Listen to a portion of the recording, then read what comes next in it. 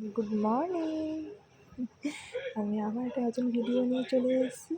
তো তোমরা সবাই কেমন আছো? আশা করছি সবাই কিন্তু খুব ভালো আছো। আমিও কিন্তু খুব ভালো আছি জানো। আজকে হচ্ছে সানডের বাজার আমার বর নিয়ে চলে এসেছে। বর সকালবেলা উঠে একে বাজার চলে গেছে, যে বাজার থেকে আজকে বাটা মাছ এনেছে, একটু ধনেপাতা আনতে বললাম, ধনেপাতা এনেছে, আর মেয়ের জন্য টেংরি এনেছে। আমাদের রোববার দিনটা সবার বাড়িতে জানি একটা চিকেন খাওয়ার একটা থাকে, কিন্তু আমাদের বাড়িতে না একদম চিকেন ফিকেন হয় না। বলতে আমি খাই না, তাই আর নতুন করে কেউ আনে না।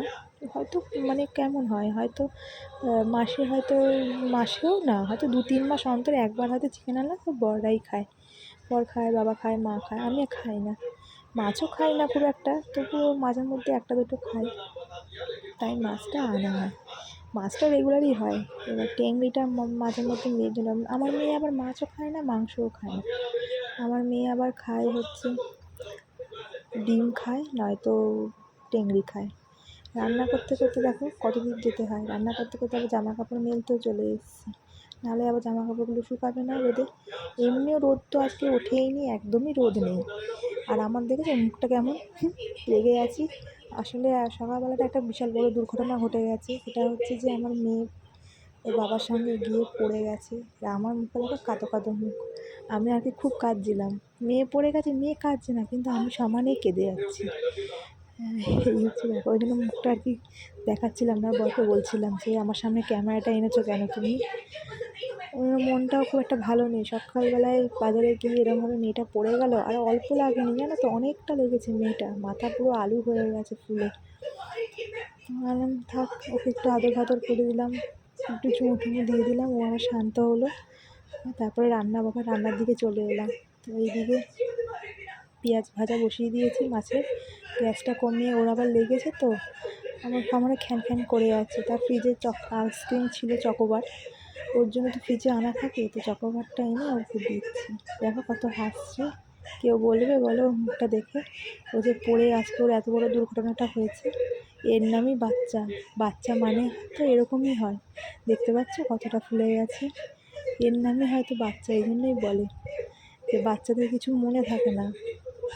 ও আজকে আইসক্রিমটা পেয়ে খুব খুশি হয়ে গেছে, কিন্তু আমি তো মনে মনে জানি যে ওর কতটা কষ্ট হচ্ছে। মাথায় হাত দিতে দিচ্ছে না, এত খারাপ লাগছে আমার ওকে দেখে। আমি আজকে না ছাড়লে হয়তো এই বিপদটা হতো না। আসলে ও প্রত্যেক রোববারই বাবার সঙ্গে বাজারে যায়। আজকে এরকমটা হবে আমি তো আর জানতাম না। তাই জন্যে হয়তো এত বড় বিপদটা আজকে আমার ঘটলো।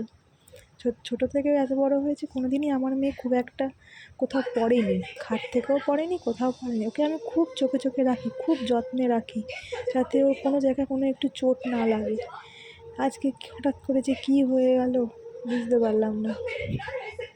তো সব কিছু মেনে নিয়ে এগোতে হবে, কিছু করার নেই।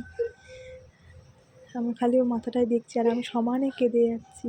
ওর ভিডিওটা দেখছি, আমার এখনও কান্না পাচ্ছে। অস্বাভাবিকভাবে ওর এখনও এত ব্যথা মাথাতে কাউকে হাতই দিতে দিচ্ছে না। এখন কিছু করবার নেই, ওকে বললে না ও আরও সেটা মনে পড়ে যাচ্ছে। ওই জন্য ওকে যতটা পারছি ভুলিয়ে রাখছি, ভুলিয়ে এটা ওটা দিয়ে ভোলাচ্ছি। বললাম ঠিক আছে, যা হচ্ছে হোক। আমি ওদিকে রান্নাটা সেরে নিই। আজকে আবার টপ সকাল সকাল রান্নাটা সেরে আমাকে একটু বেরোতে হবে, একজনের বাড়ি যাব। তো এখানে পেঁয়াজ ভাজা হয়ে গেছে, তো আলুগুলো দিয়ে দিচ্ছি। আমি আবার আলু সেদ্ধ করে নিই, তা তাড়াতাড়ি হয়। এখানে আবার আদা থেতো করে ভালো করে দিয়ে দিচ্ছি। আর একদমই পাতলা করেই ঝোলটা করবো, খুব বেশি ঝোল করবো না, খুব বেশি রিচ করে করবো না, একদমই পাতলার ওপর করবো। তো সব রকম মশলা টশলা দিয়ে ভালো করে কষিয়ে তারপরে জল দেবো। আজকে তাড়াতাড়ি রান্নাটা হয়ে গেলে আমি একটু বেরোবো, আজকে একটু বেরোনোর আছে। না বেরোলে না, অনেকটা দূর যাবো, তো সেই যাবো রিসরায়। একটু তাড়াতাড়ি না করলে অসুবিধা হয়ে যাবে। আর বাইরের ওয়েদারটা না একদম ভালো না। এমনি কিন্তু গরমটা কম, কিন্তু খুব বেশি আবার রোদ নেই। কখন যে কী হয়ে যায়, কখন বৃষ্টি নেমে যাবে, আমার আর যাওয়া হবে না। রোববার করে আমার বরের ছুটি থাকে বলে আমি একটু বেরোতে পারি। এবারে বিকালবেলাটা আবার অত দূর যাবো আর ইচ্ছা করে না। ওই জন্য চেষ্টা করি সকাল সকাল রান্নাটাও সেরে নিলে আমি এবার ফ্রি, তারপরে বেরোনোই যায়। ওই জন্য তাড়াতাড়ি করে সকালবেলায় উঠে আজকে আর একদম বসিনি, মানে ঝটপট সব কাজ সেরে নিয়েছি, নিয়ে তারপর একটু বেরোবো। ওই জন্য এই দেখো সবার শেষে একটু ধনেপাতা দিয়ে দিয়েছি। এবার ঝোলটা ভালো করে ফুটে গেলে ওই দেখো আবার এসে বলছে মা, খানিক পর পর এসেই বলছে যে মা একটু হাম্পু দিয়ে দাও, তাহলে আমার ব্যথাটা কমে যাবে। আসলে বাচ্চা মানুষ তো বোঝে না, ব্যথা করছে খুব, কাঁদছে, আবার এক সময় চুপ থাকছে, আবার এক সময় দেখছে মা কাঁদছে, মানে আমি কাঁদছি, তখন এসে আবার বলছে না মা আমার কিছু হয়নি, কিন্তু আমি বাচ্চা। তো এইখানে আমার রান্না হয়ে গেছে। এখানে টেংরিটা একটু সেদ্ধ করে স্টকটা আলাদা করে রেখেছি, আর টেংরিটাকে রেখে দিয়েছি। এখানে ভালো করে মশলাটা কষিয়ে, আসলে ও অনেকে স্যুপ খায়, আমি আবার স্যুপ করে দিতে পারি না, ও আবার স্যুপ টুপ খেতে চায় না, ওকে খুব স্বাদ, মানে স্বাদ করে না হলে খাবে না। ওই জন্য ভালো করে মশলা টশলা যেরকম আর কি মাংস করে ওরকমভাবেই করি, শুধু ওইটায় আর কি লঙ্কাটা দিই না, লঙ্কাটাকে অ্যাভয়েড করি। সব রকম মশলা দিয়ে ভালো করে কষিয়ে টেংরিটা, তারপরে ইয়েটা দিয়ে দেবো, জলটা দিয়ে দেবো।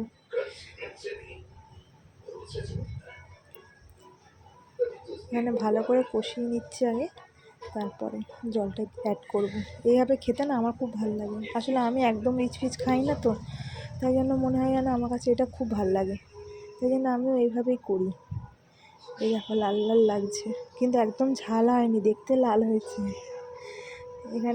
আমি এখানে এক্সট্রা করে কোনো জল অ্যাড করি না। ওই আমার মেয়ের মাংসটা যখন সেদ্ধ করি তখন যা জল থাকে ওইটাই শুধু আমি অ্যাড করে দিই। দেখো সব হয়ে গেছে, আমি শুধু তাড়াতাড়ি করছি, কতক্ষণে রান্নাটা হবে আমি বেরোবো এটার জন্য।